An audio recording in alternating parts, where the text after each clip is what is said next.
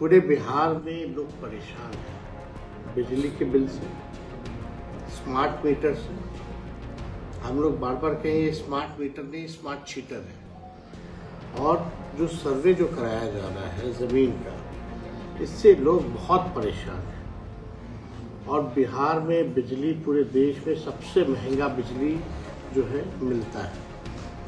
हमने कहा भी है अगर हम लोगों की सरकार बनेगी तो 200 यूनिट फ्री में बिजली हम लोग देंगे। नियोजित शिक्षकों को राजकीय कर्मी का दर्जा 4.5 लाख लोगों को हम लोगों की सरकार ने दिया। तो जो लोग कयास लगाते थे कि असंभव है नौकरी देना, कहाँ से लाएगा, अपने बाप के पास से लाएगा पैसा, तो हम लोगों ने वो करके दिखाया। सुनने में आ रहा है माननीय मुख्यमंत्री जी जो है यात्रा पे निकल रहे हैं। अच्छी बात है, मुख्यमंत्री को यात्रा पे निकलना चाहिए, संवाद करना चाहिए। लेकिन ये कौन सा यात्रा है कि अपनी ही जनता से संवाद करने के लिए आप 200-250 करोड़ रुपए खर्च करो। एक बात समझ लीजिए, बिहार में कोई सरकार नाम की चीज नहीं है। माननीय मुख्यमंत्री केवल एक मुखौटा नहीं, तो चंद अधिकारी जो हैं, चंद चुने जो लोग हैं मुख्यमंत्री के इर्द गिर्द, वही सरकार चला रहे हैं। मुख्यमंत्री जी लगातार 20 साल शासन कर लिया, अब ना ही उनका कोई विजन नजर आता है नया कि बिहार को आगे कैसे ले जाए, बिहार में कारखाने कैसे लाए, बिहार में पलायन को कैसे रोके, बिहार को आगे कैसे बढ़ाए। कोई एक विजन बता दो जो आज तक मुख्यमंत्री जी ने बताया हो। नमस्कार, मेरा नाम आलोक है। आप लाइव टीवी देख रहे हैं। जनसंवाद कार्यक्रम में निकले तेजस्वी यादव ने आज फिर से नीतीश कुमार और उनकी महिला संवाद यात्रा पर जमकर निशान साधा। देखिए नीतीश कुमार को लेकर तेजस्वी यादव ने क्या कहा है, वो आपको सुनाते हैं। जो तेजस्वी यादव भी यात्रा पर निकले हुए हैं, कार्यकर्ता संवाद, जनसंवाद, इस यात्रा से उनकी पार्टी को कितना फायदा। हाल ही में जो विधानसभा की 4 सीटों पर उपचुनाव हुए, उसमें चारों पर ही महागठबंधन की हार हुई, चारों सीटें एनडीए जीत गए। तो देखना होगा तिरहुत में भी स्नातक निर्वाचन क्षेत्र में चुनाव होने हैं, कल वोटिंग होनी है। तेजस्वी यादव क्या कर रहे हैं, मुंगेर पहुंच चुके हैं और क्या कुछ वो कह रहे हैं हम आपको सुनवाते हैं। नीतीश कुमार को लेकर क्या कह रहे हैं, सरकार पर क्या निशाना साध रहे हैं, वो पूरी बात हम आपको सुनाते हैं। मुंगेर जिले में हम लोगों की कार्यकर्ता संवाद दर्शन कार्यक्रम में हम लोग यहाँ आए हैं और उद्देश्य ये है कि पार्टी के जो जमीनी वर्कर जो हैं, पंचायत अध्यक्ष हैं, ब्लॉक अध्यक्ष हैं, या संगठन के जो हमारे महत्वपूर्ण कार्यकर्ता हैं, उनसे जो है हम लोग फीडबैक लें, उनसे हम लोग संवाद करें, ताकि और पार्टी संगठन को मजबूत कैसे किया जाए, इसका विस्तार कैसे किया जाए। इस सिलसिले में जो है पहले ही हम लोग को करना था, लेकिन झारखंड का चुनाव बीच में आ गया, इस वजह से नहीं हो पाया था। तो इस सिलसिले में हम लोग जो है यहाँ मुंगेर हम लोग आए हैं और ये 4 दिन का जो दौरा है, इसमें पूरा मुंगेर प्रमंडल में जितने जिले हैं उन सब जिले को जो है हम लोग एक दिन में सभी कार्यकर्ताओं से हम लोग जो है मुलाकात करेंगे। और बहुत खुशी की बात है, आप सब लोग जान रहे हैं कि हम लोग मुंगेर एक ऐतिहासिक जगह है और यहाँ हम लोगों की कोशिश जो है, हम लोगों की कोशिश है कि मुंगेर प्रमंडल पर विशेष तौर पे ध्यान दे करके पार्टी को और कैसे हम लोग जो है आगे बढ़ाने का काम कर रहे हैं। और जो महत्वपूर्ण जो बिंदु हैं, जो क्योंकि कार्यकर्ता जो है जमीनी स्तर पे रहते हैं, हर पंचायत का क्या समस्या है, कौन से ब्लॉक की क्या समस्या है, तो उनसे भी जो है फीडबैक मिलेगा। उस हिसाब से आने वाले चुनाव में उसको जो हम लोग जो करेंगे मैनिफेस्टो या घोषणा पत्र, तो उसमें भी इंक्लूड जो है अलग से जो जरूरत की चीजें हैं वो हम लोग करेंगे। पूरे बिहार में लोग परेशान हैं बिजली के बिल से, स्मार्ट मीटर से।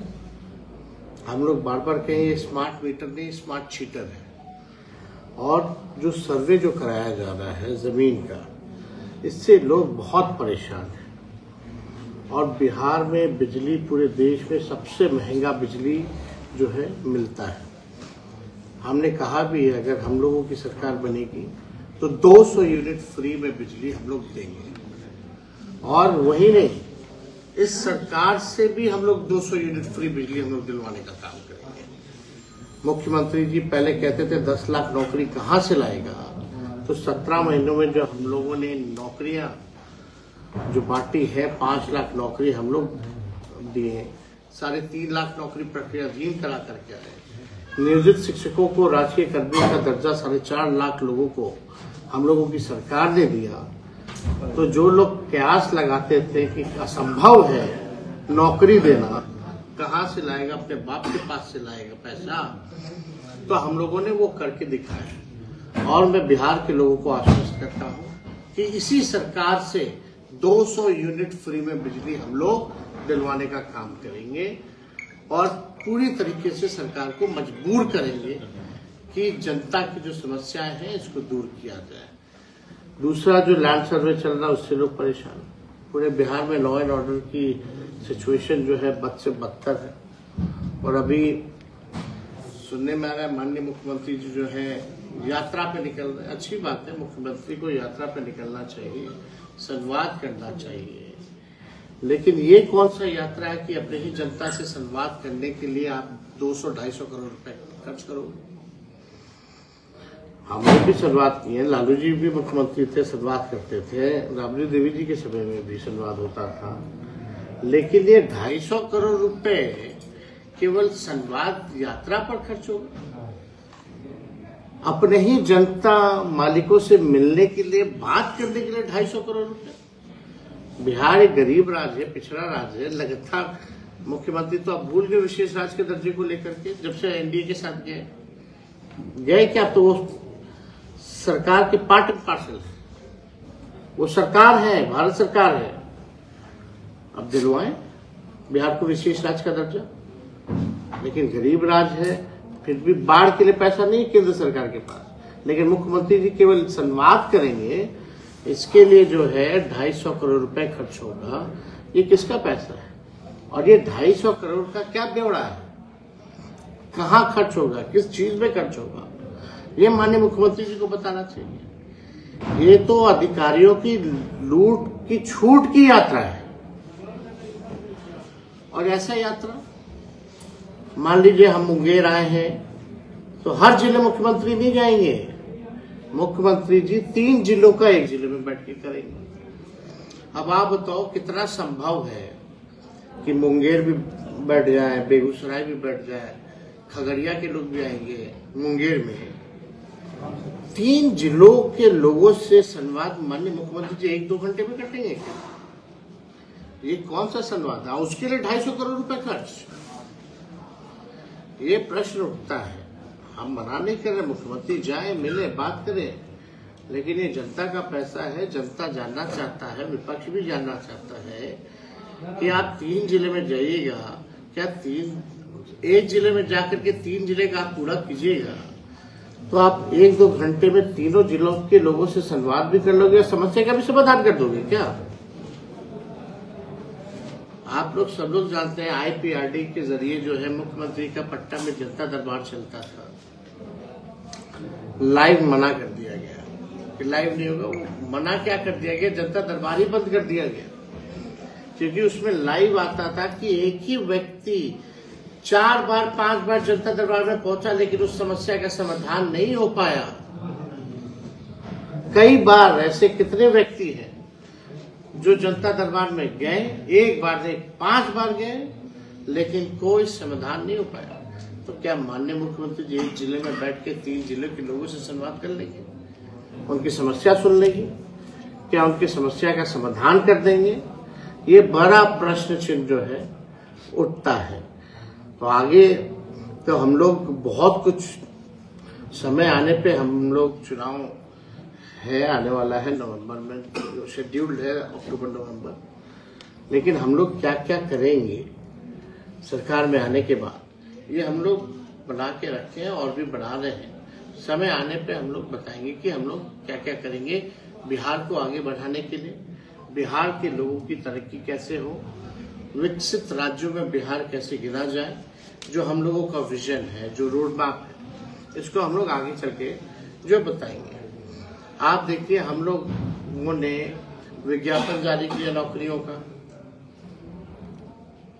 लोगों ने फॉर्म भरा, लोगों ने परीक्षा दिया, रिजल्ट आया और हाथ में नियुक्ति पत्र केवल 3 महीने के अंदर मिला, बिना पेपर लीक हुए।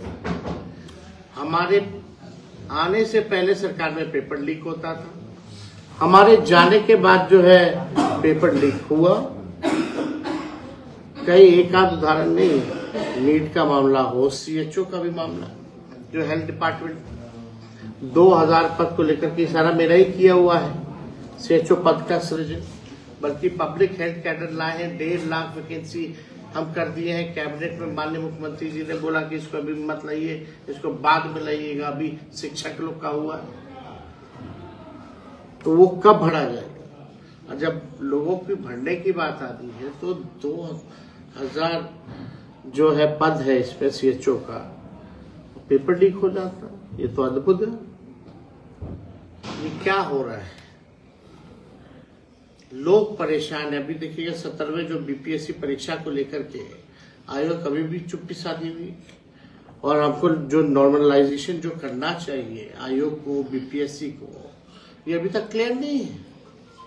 और 10 दिन परीक्षा का शेष रह गया, तो इसमें तो 3 सेट का जो विवादित जो पैटर्न है, इस पर जो है अपनी राय को स्पष्ट जो है BPSC को करना चाहिए। लोग परेशान हैं, आंदोलन कर रहे हैं। आप उसी हिसाब से देखिएगा जो SDM DSP का पद जो होना है उसमें, ये तो पूरी तरीके से आप देखिए माफियागिरी जो है वो चल रहा है। अचानक से जो है पैटर्न बदल रहा है, तो इसको लेके, इसके नॉर्मलाइजेशन को लेकर के जो है लोगों को करना चाहिए। और अभी पटना में बड़े तादाद में जो है लोग जो है वहां आप देखिएगा आंदोलन कर रहे हैं, जो मांगा गया आपका EWS का मांगा जा रहा पुराना। लोग जो है बहुत ही तादाद में पटना में जो है पूरी तरीके से आंदोलन कर रहे हैं, लेकिन सरकार में जो है लोग कोई सुनने वाला जो है नहीं है। तो हम सब लोग आए हैं लगातार। विधानसभा के अंदर में भी हम लोगों ने आरक्षण के इशू को हम लोगों ने उठाने का काम किया। अब बताइए, आरक्षण जो है खत्म हो गया, इससे जितने EBC है, OBC है, SC है, ST है, जो हम लोगों ने 75% आरक्षण बढ़ाया था, 10% EWS और 65% जो है पिछड़े, अति पिछड़े, दलित, आदिवासी समाज को, जो हम लोगों ने 65% किया था। आज जो भी ये बहालियां निकल रही है उसमें रिजर्वेशन लागू नहीं हो रहा। इसका दोषी कौन है? हम लोग तो बार बार कहते रहे कि भाई इसको शेड्यूल 9 में डालो। ये कैबिनेट में जब थे तब भी हम लोगों ने सिफारिश किया था भारत सरकार को। भारत सरकार ने 7 महीने तक कुछ नहीं किया। अब कोई भाजपा के लोग चले जाते हैं कोर्ट, वहां जाके रुकवाने का प्रयास किया जा रहा है भाजपा के द्वारा। सिर्फ वही नहीं, जाति आधारित गणना जब कराई जा रही थी तब भी भाजपा के लोग थे। और सुनो, बिहार में हो रहा है ये जाति आधारित गणना, गाजियाबाद का कोई बीजेपी का कोई कार्यकर्ता जो है वो पिटीशन डालता है गाजियाबाद का। तो ऐसे खिलवाड़ जो है ये भाजपा के लोग संविधान आरक्षण के साथ लगातार कर रहे हैं। जो पिछड़े समाज के लोग हैं, दलित समाज के लोग हैं, आदिवासी समाज के लोग हैं, अति पिछड़े समाज के लोग हैं, इनके अधिकार को मारा जा रहा है। तो इसलिए हम लोग जो है, अच्छा, अभी ललन सिंह सर यहाँ पे अति पिछड़ों की बात कर रहे थे अभी कार्यकर्ता सम्मेलन में, कि उस पे जो है विपक्ष का जो है नजर, अति पिछड़ों की बात करते हैं ललन सिंह मुंगेर में कार्यकर्ता सम्मेलन में, उसमें विपक्ष का नजर है। हम लोगों का सामाजिक न्याय का सोच विचारधारा है भाई। बैक बेंचर जो है वो मेन स्ट्रीम में है। कर्पूरी जी ने आरक्षण दिया था पिछड़ों को, अति पिछड़ों को। लालू जी ने 90 में आके उसको बढ़ाया, राबड़ी देवी जी ने उसको आकर के और 18% बढ़ाने का काम किया। हम लोग जब आए तो उसको 65% ले गए। तो इसमें नजर की क्या बात? मेरा एक प्रश्न, उसमें तो लोगों के साथ न्याय तो होना ही चाहिए। मेरा एक प्रश्न है आपके शासनकाल में जब आप थे डिप्टी सीएम महोदय, तो शिक्षकों को बहुत लाभ मिला, नौकरियां मिली। मेरा एक प्रश्न है कि जब से जदयू की सरकार है, तो शिक्षकों के साथ जब वे लोग सरकारीकरण की मांग करते थे तो उनको पीटा जाता था शिक्षकों। आपकी सरकार में सरकारी नौकरी मिली, और ये जो प्रताड़ना का शिक्षकों का दौर जो चल रहा है सरकार का, आखिर में इसका यह क्या सरकार का संदेश देना चाहती है गुरुओं को, टीचरों को? एक बात समझ लीजिए, बिहार में कोई सरकार नाम की चीज नहीं है। माननीय मुख्यमंत्री केवल एक मुखौटा नहीं, कुछ चंद अधिकारी जो है या चंद चुने जो लोग हैं मुख्यमंत्री के इर्द गिर्द, वही सरकार चला रहे हैं। मुख्यमंत्री जी लगातार 20 साल शासन कर लिया उन्होंने, अब ना ही उनका कोई विजन नजर आता है नया कि बिहार को आगे कैसे ले जाए, बिहार में कारखाने कैसे लाए, बिहार में पलायन को कैसे रोके, बिहार को आगे कैसे बढ़ाए। कोई एक विजन बता दो जो आज तक मुख्यमंत्री जी ने बताया हो कि हम बिहार को आगे कैसे ले जाएंगे। अब वो थक चुके हैं। अब नीतीश कुमार पहले वाले नहीं रह गए।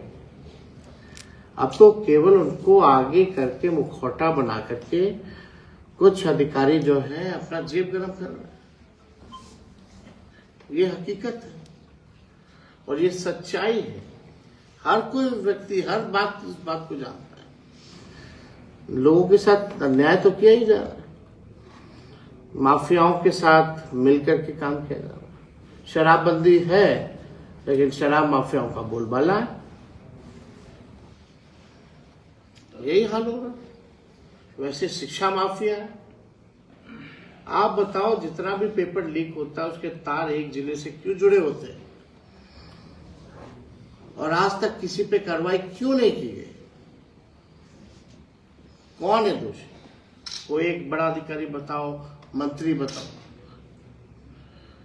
अनगिनतों बार जो है पेपर लीक हुआ अलग अलग चीजों का, किस पे कार्रवाई की गई है? किसी पे नहीं। तो कौन चला रहा? माफिया सरकार चला रही है। तो 2025 का जो चुनाव है सर, उसमें क्या है? अरे हम लोग बुलंदी के साथ चुनाव 20 का भी लड़े थे, सरकार तो बना ही थी, तो सब जानता है। क्या लगता है समय से पहले चुनाव? मुंगेर में भी आप जान रहे क्या हुआ था।